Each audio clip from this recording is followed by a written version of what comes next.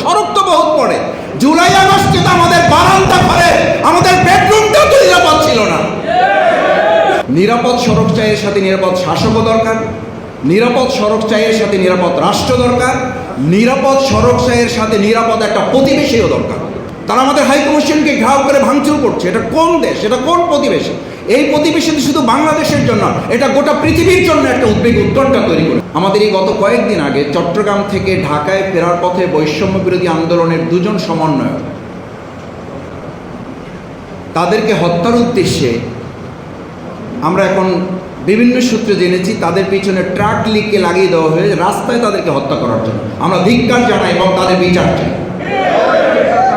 এবং আমাদেরকেও, আমি এটা এখানে বলছি এজন্যই যে সাংবাদিক বন্ধুগণ এখানে আছেন, প্রশাসনের লোকেরা ফোন করে গোয়েন্দা তথ্য থেকে আমাদেরকে জানানো হয় যে আপনারা চলাফলে হাঁটা চলায়